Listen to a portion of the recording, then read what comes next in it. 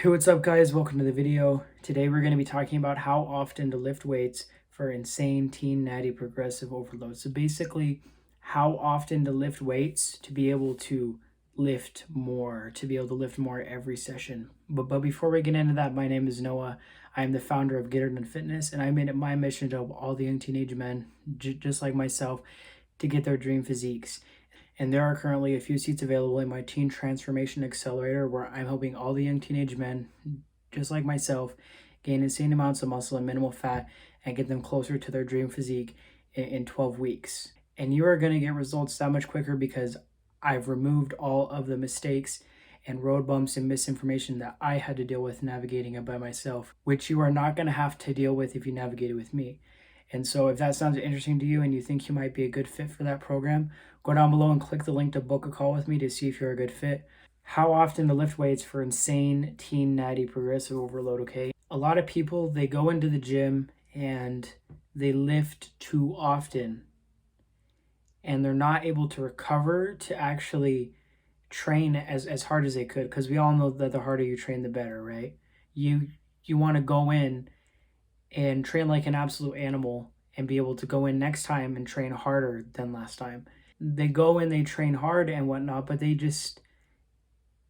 can't look past their ego and they go in to train again too early. And they're leaving so much gains on the table because we all know that you need to give yourself time to recover. I've discussed this in many videos how important it is, but you need to give yourself time to recover, because when you recover is when the muscle is built back up so you can go in and break it down again. So think of it like a graph, kind of. You go in, you break your muscle down, and then it goes higher as you recover, and you recover properly, and then you break it down, and then it goes even higher. But if you don't give yourself that time to recover, you're going to be going like this instead of like this, if that makes sense. And so you need to give yourself time to recover. But how much time is that? Okay, and this is going to be different for everyone. So don't go listen to someone who says that there's a one size fits all, do this. When it comes to how often you should train to recover, it's going to depend on you, and you need to figure that out for yourself. And so if you go in and you do chest on Monday and you wait 48 hours, so until Wednesday, and you go in to train chest again, but you find that your chest is still sore, that means that you didn't recover fully.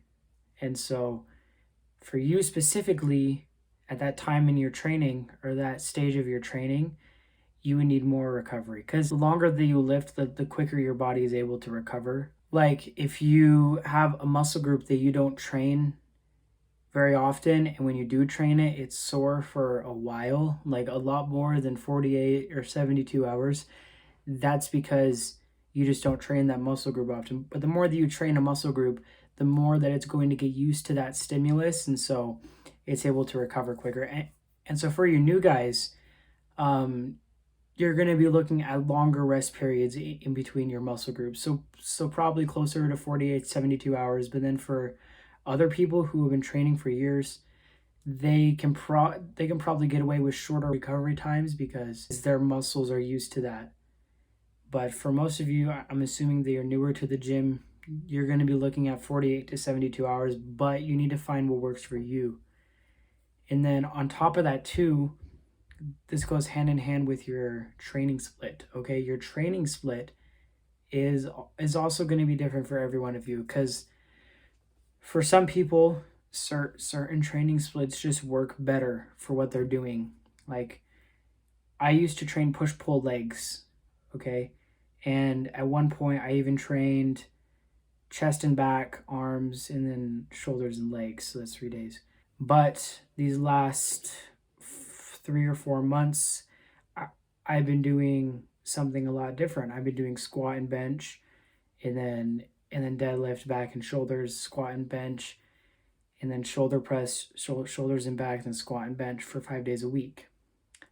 But that's because I'm training for powerlifting right now. And so it's going to be different for all of you, but I would say as a general rule of thumb to start out with, to try to see if it works and then tweak it from there, is going to be push-pull legs, because a lot of people do that.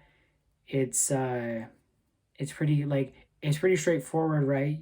You go in and you train your push muscles, so your triceps, your shoulders, chest, and then on the next day you go in and train your pull muscles, your back and your biceps.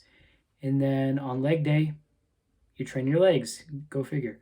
But this works for a lot of people, and so you can try it. And if there's some things you need to tweak with it, then you can do that. Like if there is a specific weak point or something that you have, you can fix that with your training split. And so if your arms are your weak point, which they are for me, I add in extra arm volume on certain days. And this is going to put you that much farther ahead of everyone else, because a lot of people just don't know this information. And they think that the more that they train something, the better.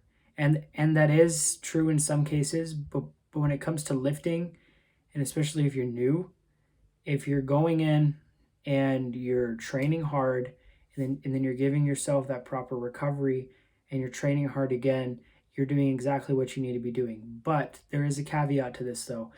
I don't want you to rest too long. A lot of people, they might use this as an excuse to just be lazy. I'm not telling you to be lazy.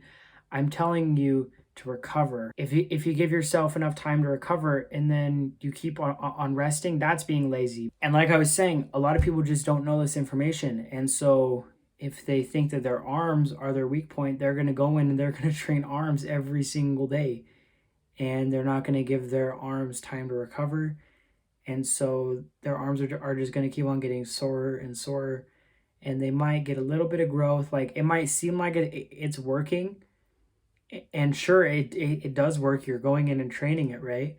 And it does work. And you are going to see some progress. If you're giving yourself that 48, 72 hours, however long you need, you're seriously going to see so much more progress, so much more results.